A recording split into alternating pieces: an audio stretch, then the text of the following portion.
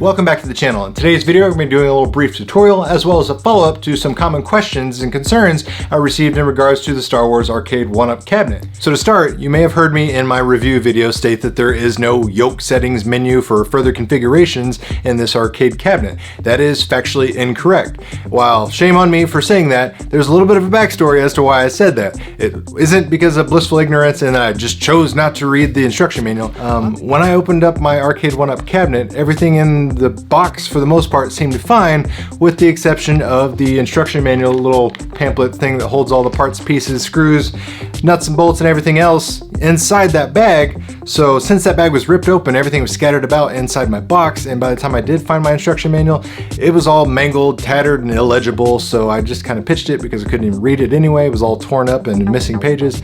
Not really sure what was going on there, but like I said, everything else in the box, a-okay, so I didn't sweat it, didn't worry about it, just said, okay, no big deal, don't need the instruction manual. Unfortunately for me, that's where the instructions on how to access the Yoke settings configuration menu are hidden. So if you want to know how to do that, we're going to do a brief walkthrough right now. Alright, to access the configuration menu for the Yoke settings, you're going to make sure your cabinet is turned off. You're going to hold the thumb button and the trigger button simultaneously, and then you're going to turn your cabinet on and hold these buttons until the menu pops up.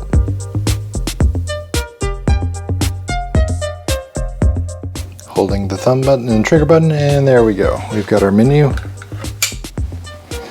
And as you can see here, it says move the yoke in all directions to make sure the box is as big as possible. So what we're doing here is we're basically going to be drawing a big square rectangle showing our gameplay area. So we're there, we go down to the right as far as we can and up as high as we possibly can. So this is going to make sure we've got the gameplay area all squared out.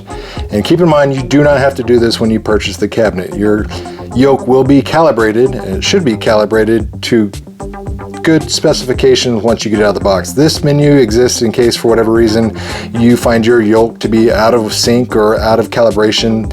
This menu settings will help you further fine-tune it to your playing style and or to better fine-tune the accuracy of your crosshairs. So once we've got that box drawn, we're just going to press the trigger and continue on to the next part.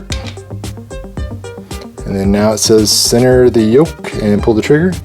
Looking at it, everything looks good. Centered, yoke, crosshairs good, pull the trigger. And then now it's asking us to aim at the target. So the target's up here in the left corner. Going to get that, make sure we're nice and square there. And it pops up another target. You can kind of see what we're doing here. There we go, so those corners are good. And now it's asking for the center target to be calibrated. It looks dead on to me, so I'm going to pull the trigger. And now it is saving my calibration, and it is complete. Very easy. Like I said, you don't have to do this when you get your cabinet. This is just if you want to fine tune it or you find that this is out of sync when you are trying to play. Another thing to further clarify is in my video I did make mention of this bright flashing gray effect that happens in Star Wars and Empire Strikes Back when you take damage from enemies on the screen. This thing is something I didn't remember at all in the original arcade game, and Code Mystics, the people that are responsible for the emulation on this Arcade1Up Star Wars cabinet, they actually reached out and commented, and they kind of clarified what we're seeing and why we're seeing it. So this is what they had to say on the issue. It says the full screen glow when you are hit is something the original arcade machine did indeed do. No other emulator has reproduced that before though, so props to them for being able to achieve the unachievable. If you search some videos of authentic Star Wars arcade cabinet play on YouTube, you can see examples of it, though the LCD monitor can make it pop a bit more than the vector monitor did. So that's kind of something I was suspecting in the back of my mind is, well, we're playing on a brightly lit LCD versus older vector monitors, it's probably going to make that display a little more prominent and that effect just kind of pop out. And that's probably why it was a little more jarring to me than what I remembered in the original arcade. You know, an old dimly lit pizzeria playing a Star Wars arcade from my youth versus a brightly lit, you know, full new technology.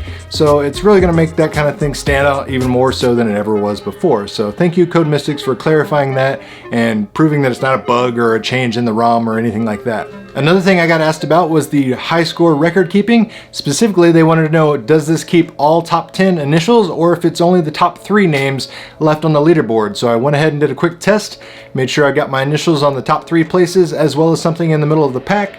Went ahead and turned off the machine, unplugged it, plugged it back in, turned it back on, and sure enough, it does in fact keep all the records from place number 1 all the way to place number 10. So you don't have to worry about only keeping the top 3 records, so that's very cool. Another great improvement from the Arcade1Up folks on these new cabinets. Very happy to see that.